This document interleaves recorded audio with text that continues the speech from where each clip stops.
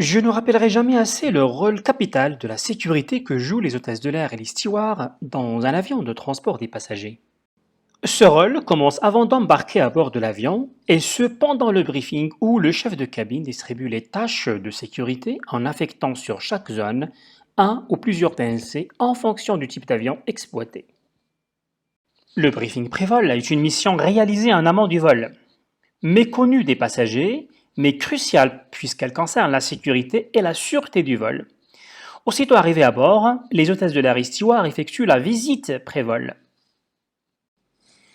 Conformément aux SOPs, les procédures standards opérationnelles, bien définies et rigoureuses, les membres d'équipage contrôlent la présence, le nombre et le bon fonctionnement des équipements de secours et effectuent les essais de sécurité individuels et collectifs. Aujourd'hui, nous allons nous intéresser dans le cadre de la série consacrée aux équipements de secours, aux extincteurs de lutte contre l'incendie en tant qu'équipement important à bord des avions.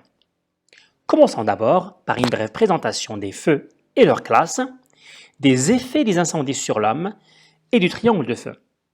Bienvenue à tous. Faire sortir les passagers d'une cabine en feu, c'est un des rôles fondamentaux des membres d'équipage de cabine quand un accident survient. C'est pour cela d'ailleurs que tous les ans, chaque PNC, hôtesse de l'air et steward s'entraîne à faire face à cette situation en pratique.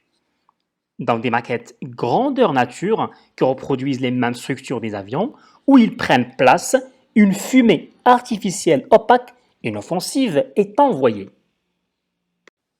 L'exercice consiste à s'équiper d'une cagoule de protection respiratoire qui les protège de la fumée, de s'équiper d'un extincteur et de coordonner l'évacuation en fonction des issues qui peuvent être utilisées et celles qui sont condamnées. Pour attaquer efficacement un incendie, il faut disposer de l'agent extincteur le plus approprié à la nature du feu. On parle généralement de classe de feu. Pour les besoins de cette vidéo, nous retiendrons les classes les plus courantes. Nous allons donc parler de 5 classes. Les feux de classe A. Il s'agit de feux dits secs, feux de matière combustible ordinaire sur lesquels l'eau ou les solutions à fort pourcentage d'eau sont en général l'agent extincteur le plus efficace. La combustion peut être lente, sans flamme ou rapide avec des flammes vives. Les feux de classe B. Cette classe désigne les liquides inflammables et combustibles, les gaz inflammables et les produits dérivés du pétrole comme l'essence, les huiles, les peintures, le vernis, les diluants, etc., pour lesquels les meilleurs agents extincteurs sont ceux qui agissent par étouffement du foyer. Les feux de classe C. Cette classe désigne les feux de gaz inflammables comme le butane, l'acétylène, le gaz naturel et les gaz manufacturés.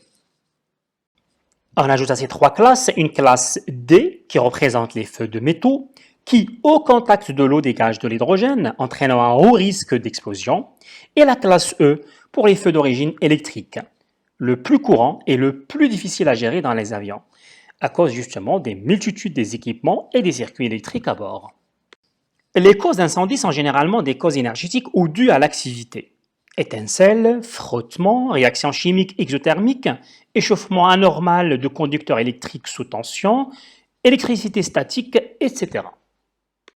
2 incendies majeurs et néfastes des incendies sur l'homme, la fumée et les brûlures. Les fumées. Dans un incendie, les fumées tuent beaucoup plus que les flammes. Le CO2 étant produit par les incendies dans des quantités énormes, 80% des décès consécutifs à un incendie sont dus à l'inhalation de la fumée. Les fumées d'incendie montent, elles sont très chaudes et restituent la chaleur par rayonnement. C'est pourquoi, en présence de la fumée, il faut circuler au ras du sol où l'air est plus respirable. Les brûlures. Lors d'un incendie, le risque de brûlure est aussi important que le risque provoqué par la fumée. La brûlure est une destruction du revêtement cutané, voire des tissus sous-jacents, consécutive à l'action d'agents thermiques, électriques, chimiques ou de radiation. Pour qu'il y ait éclosion du feu, la présence simultanée des 3 éléments suivants est indispensable.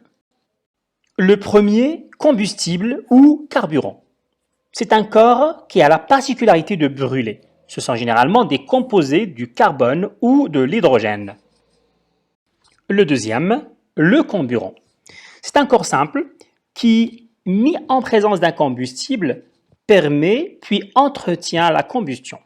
Le plus répandu est l'oxygène. Le troisième et dernier élément, c'est la source d'énergie ou l'énergie d'activation. C'est la quantité de chaleur nécessaire pour démarrer la combustion. C'est ce que nous appelons le triangle de feu.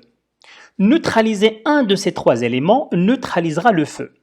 Le temps d'intervention est primordial dans la lutte contre l'incendie. C'est pour cela qu'il est nécessaire de savoir éteindre le feu dès sa naissance. L'extincteur à utiliser dépend de l'origine et de la classe du feu à combattre. Il existe deux types d'extincteurs, soit à pression permanente, soit à pression auxiliaire. Quatre types d'extincteurs sont généralement utilisés à bord des avions.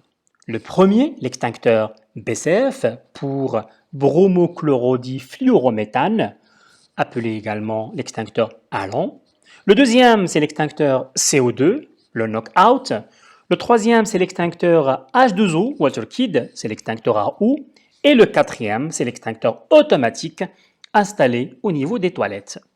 Alors vous aurez dans la description de cette vidéo le détail concernant ces quatre types d'extincteurs, notamment la partie pré-vol, donc visite pré-vol, l'utilisation et les précautions à prendre lors de l'utilisation de chacun de ces quatre types d'extincteurs.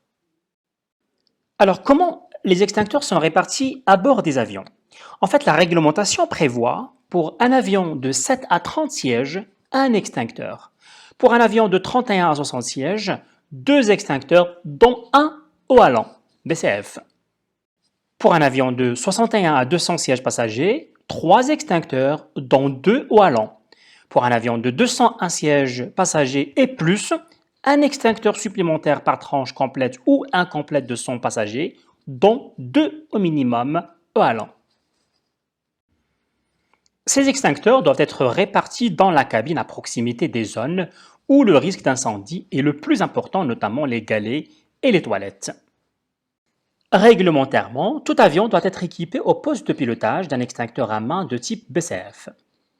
Si l'avion est pourvu d'un deuxième pont, comme c'est le cas du Boeing 747 ou de l'Airbus 380, ce pont est considéré comme un avion indépendant. Le plan d'armement permet aux membres d'équipage de contrôler le nombre et l'emplacement des extincteurs lors de la visite pré-vol. Voilà la session d'aujourd'hui que nous avons consacrée aux extincteurs de lutte contre l'incendie dans le cadre de cette série consacrée aux équipements de secours est à présent terminée. Merci à vous de l'avoir suivi. À très vite pour un nouveau thème et une nouvelle session.